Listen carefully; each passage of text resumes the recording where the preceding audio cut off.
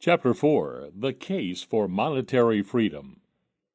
America's First Free Market Gold Coins. Most people assume that governments must be the only parties allowed to mint money. Private minters, the argument goes, will put out coins of uncertain quality and take advantage of people. But not only have privately minted coins flourished, in at least one instance admitted by the U.S. Treasury's mintmaster, the private minter had the edge over the government. The first coiners of American copper and silver money were private citizens. Copper coins were minted by one John Higley of Granby, Connecticut. From 1737 to 1739, he issued coins that first were marked with a 3-pence value. But as he minted more of them, and used them mostly to buy drinks at the neighborhood bar, objections were raised to valuing them at his high rate. So he lowered his price, and the legend was changed to read, "Value me as you please, I am good copper."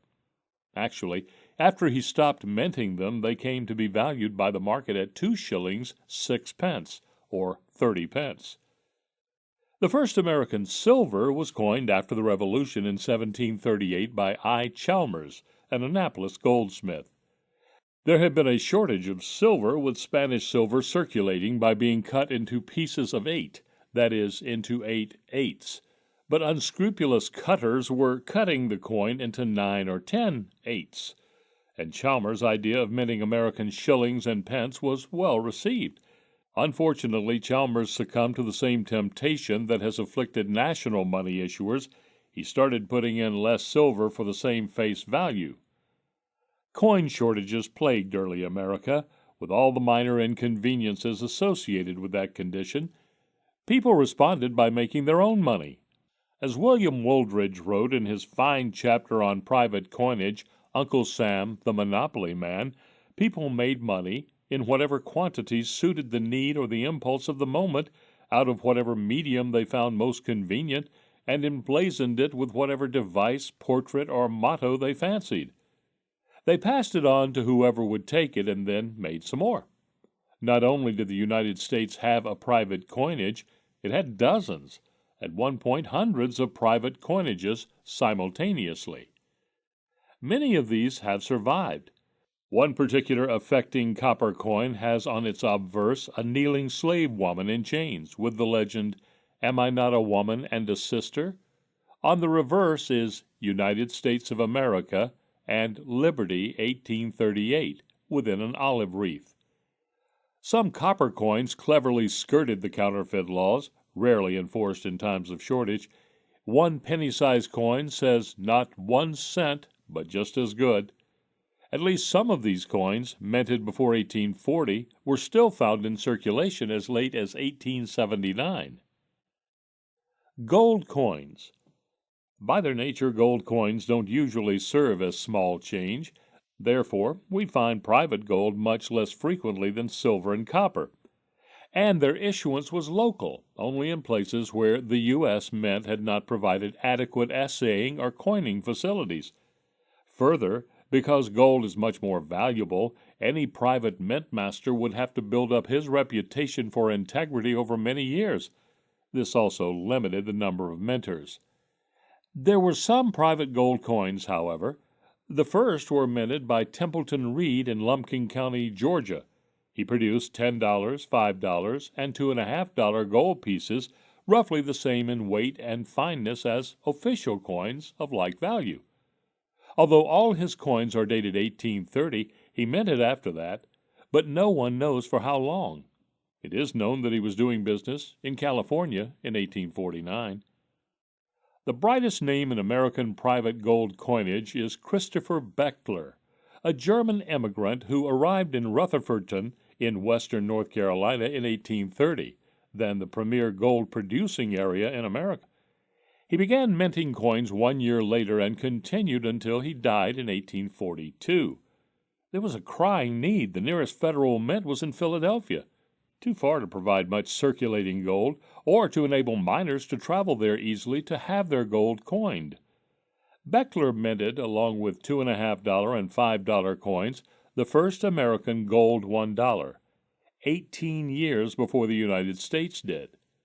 By 1840, he had minted $2,241,840.50 worth of gold, roughly one-fourth of the total North Carolina coin values from the first mint record in 1804 through 1839. He coined for a profit of 2.5% of the bullion he handled. But he never accumulated great wealth, and his integrity became legendary. A book published in London in 1847 by G.W. Featherstone, A Canoe Voyage Up the Minnesota, related how impressed people were with his honesty in making his coins the same value as official U.S. coins. Both Bechler's coins and his reputation were known far and wide. The emigrations of the 1850s brought many of his coins out west, and in Massachusetts, constitutional lawyer Lysander Spooner argued that if Bechler were allowed to coin money constitutionally, then surely Spooner's private American Letter Mail Company, which made him a folk hero for carrying mail faster and cheaper than the post office, should be allowed to carry mail privately.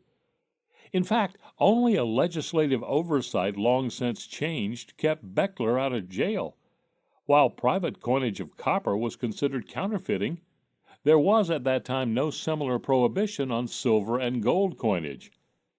So highly regarded was the Bechler dollar that even when the United States Mint opened an office in Charlotte, North Carolina in 1838, Bechler successfully competed with it.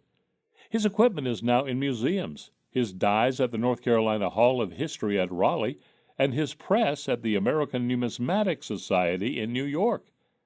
They act as proof that someone once successfully competed with the government in money, the service which everyone knows only the government can provide. Other gold coins. During the California Gold Rush, government minting offices were sometimes slow in appearing and private firms filled the breach. By 1852, 14 companies had sprung up. While the absolute amount coined by these firms, $4,240,000, was larger than by Bechler, they handled a much smaller percentage share of the roughly $260 million worth of gold coined by 1854. But though the general appearance of these $5, $10, $20, and $50 coins resembled each other, their value was not uniform, and some of the firms were not completely honest in their minting. In any case, in 1854 the San Francisco Mint was established and private coinage was discouraged. But at least $2 million worth of these coins circulated for years to come. Other western states were host to private gold coinage. The Orange Exchange Company in Oregon City, Oregon, issued $5 and $10 coins in 1842. The Mormons struck $2.50, $5, $10, and $20 coins in 1849 and 1860.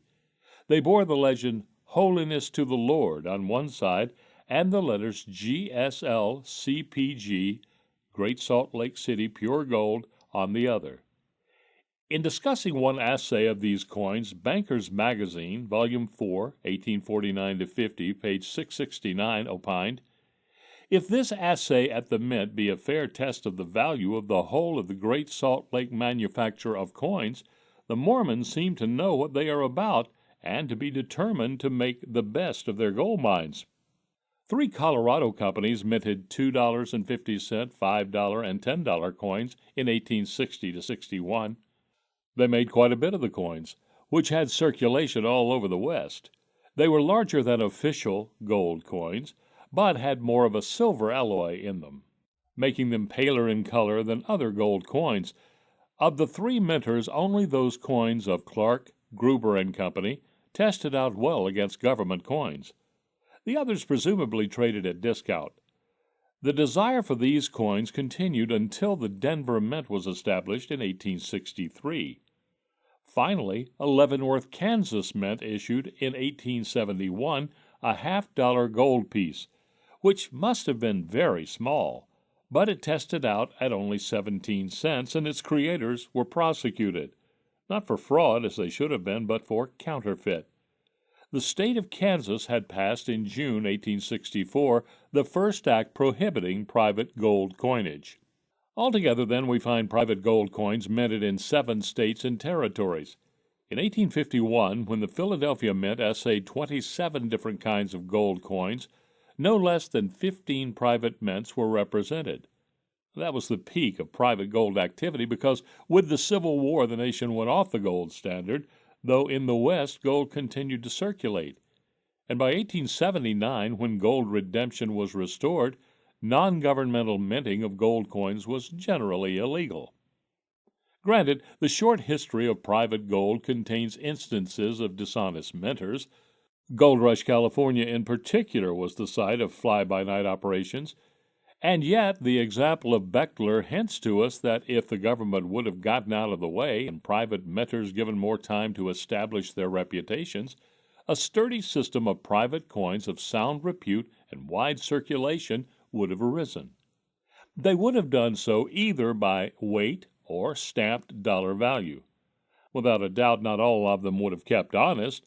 The temptation to debase coins has always been strong, and yet the firms doing so would have lost business to the Bechlers of the trade. In a system of competing private money, when one goes bad, consumers can always turn to another. But today, when only Washington has the monopoly on money, what protects us when the government debases its currency? Free banking in Scotland, 1714 to 1844. Not only does economic freedom work with regard to coinage, it has had spectacular results when applied to banking. As shown in Chapter 2, one of the prime causes of economic instability in the 19th century was the special privilege conferred on banks by either the state or federal governments. These privileges, which protected the banks from their creditors and allowed them to pyramid money supplies, caused the banking panics of the last century. But if one were to eliminate those privileges, the resulting instability would also disappear. There once was a country with a stable banking system, the envy of the rest of the world. While there's nothing so extraordinary in that, it was a system with aspects almost everyone would call, were it proposed to them, unworkable. Not only was there no central bank, there were no legal tender laws, no political banking regulations, no monetary policy, and no restrictions on the right of anyone to form a bank and issue his own money.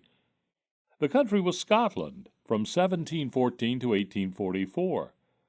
When English law put an effective end to this free banking regime, there were 19 different banks issuing their own notes. The Bank of England, the first central bank, was founded in 1694. A year later, a Bank of Scotland was founded by the Scottish Parliament. They were still technically two different countries. The bank was given a monopoly of issuing paper money for 21 years. This expired in 1716, and no effort was made to renew it. All apparently thought that there would never be any other note issuers. It's important to realize that despite its official-sounding name, the Bank of Scotland was a completely private institution, with no governmental connection. Indeed, the act creating the bank prohibited it from lending to a Scottish government. But after 1707, there was no more sovereign Scottish government, as the two parliaments merged into one in London. This was in the reign of Queen Anne, a Scottish Stuart. When she died a few years later, the German Hanovers acceded to the throne, and their descendants still sit upon it. But this did not sit well with many Scots, who longed for a Stuart king. Their men were called Jacobites, and England would wage war upon them until Bonnie Prince Charlie was finally defeated in 1745. All this is important to our story. In 1727, the Bank of Scotland's first real rival in note issuance was formed, the Royal Bank of Scotland. The Bank of Scotland petitioned the English king for monopoly status, but the English ignored the request, aware of the bank's Jacobite sympathies. There now began something unprecedented, a note duel, whereby each bank would send large quantities of the other bank's notes back to it and demand specie redemption. The old bank, having less silver, lost the duel and for several months in 1728 suspended silver payments. It intended to reopen, though, and it did. All the while it paid a 5% interest rate to its note holders to keep demand from collapsing. The bank's notes traded at par all this time, The Royal Bank soon began paying interest rates on deposits, this long before English banks did. It was an obvious benefit of competition in banking. The two banks remained the only rivals until 1750. Each were Edinburgh banks, and each sponsored a Glasgow bank to act as its note salesman in that city. To the surprise of each, both banks soon began issuing their own money. Neither note dueling nor a cartelization attempt to divide the nation into two districts worked, and a proliferation of banks of issue occurred. There were a few who issued far more paper than they had silver to back it, and they soon went bankrupt. But most were successful. One of these newcomers, the British Linen Company, later Bank, became the world's first innovator in branch banking, having 12 branches by 1793. During this time, there were sporadic attempts by the first 2 or 3 banks to obtain a money-issuing monopoly for themselves, but these failed. What laws did pass left the system largely intact. The Act of 1765 outlawed notes in smaller denominations than £1 and ensured that all notes were to be redeemable in gold on demand. The total number of Scottish banks, issuing money or otherwise, climbed from 5 in 1740 to 32 in 1769. In that year, the Eyre Bank was founded on the inflationist schemes which the Scotsman John Law had tried, unsuccessfully, to get the Bank of Scotland to adopt in 1705. He later got the French government to listen to him and caused the first nationwide paper money inflation. Law's idea was for a bank to issue notes not backed by gold or silver, but on the reputation of the issuer and backed by land. In a mere 3 years, the Eyre Bank managed to create a tremendous amount of unbacked paper, and when it finally collapsed in 1772, losses amounted to £2/3 million, a staggering amount for those days. But the intriguing thing is that the Eyre Bank's collapse had limited repercussions. It took with it only 8 small private banks in Edinburgh. This is largely because of a well-developed clearinghouse mechanism that the large Scottish banks employed. They accepted each other's notes and returned those notes to the issuing bank. Suspicious of the Eyre Bank's issue, other banks made a practice of quickly returning Eyre's notes to it. When the collapse came, they were not affected. Nevertheless, to ensure public confidence and get their own notes into wider circulation, the 2 largest banks, the Royal Bank and the Bank of Scotland, announced that they would accept the bankrupt bank's notes. This was not as mad as it may appear. The collapse had few rippling effects because of Scotland's extraordinary practice of unlimited liability on the part of the bank's shareholders. So Eyre's loss was borne completely by the 241 shareholders who paid all creditors in full. Scottish banking grew apace, and around 1810 a new development occurred. This was the founding of the Commercial Bank of Scotland on joint stock principles.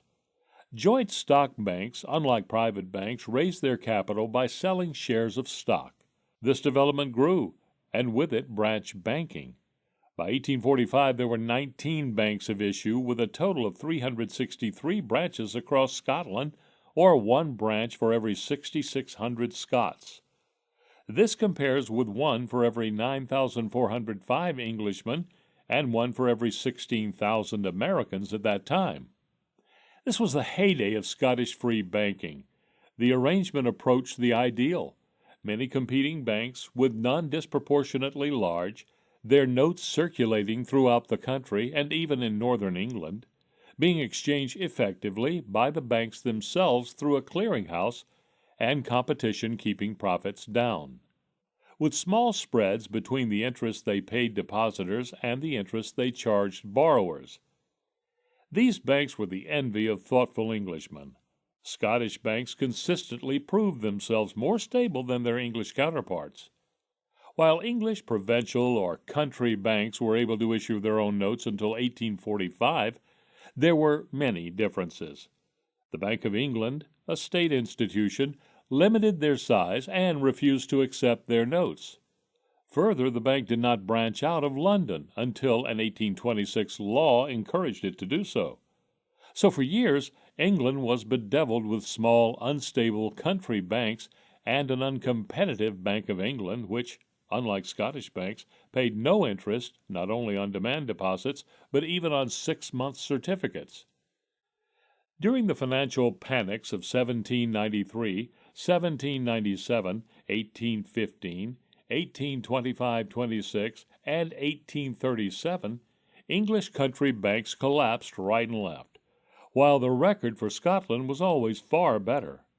When in trouble, Scottish banks could always turn to each other for help, which the stronger banks would give for reasons of self-interest, as we saw in the extreme case of the Ire Bank.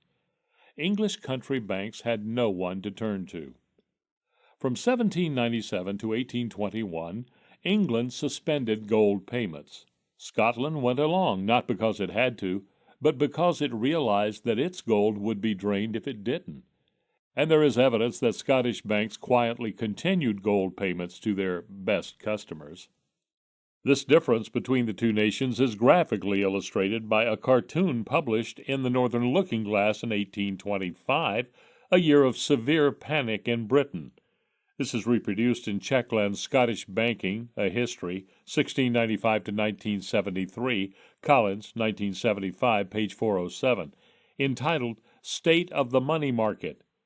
It shows two scenes: England, with a fat banker in the midst of banks and paper crashing down around him, and Scotland, where two tartan Scots are happily dealing in coin, with bags more of it visible across the banker's desk.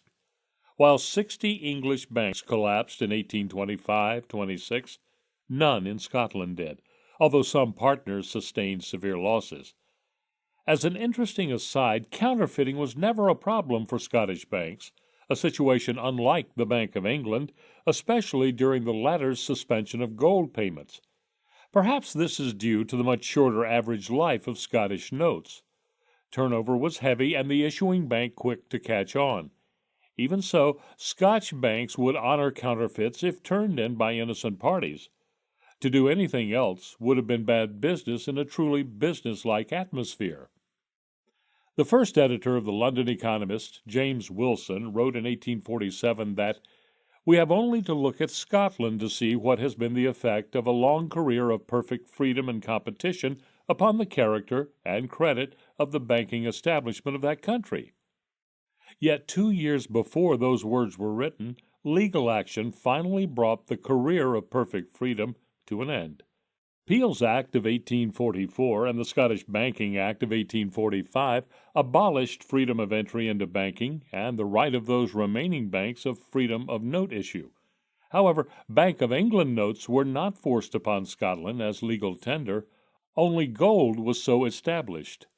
Abolition of free entry caused a gradual reduction in banks issuing notes, and Scottish pound notes today have long since become like those of any other part of Great Britain. That is, with one exception. If you go to Scotland today, you will see pound notes issued by the three remaining banks of issue in business before 1845, the Bank of Scotland, the Royal Bank of Scotland, and the Clydesdale Bank. These are actually as good or as bad as the Bank of England's notes circulating throughout the rest of the United Kingdom, because everything else about them is dictated by the Bank of England. But they provide daily proof that once there was a free market in money issuance with no legal tender laws, and that the system worked very well.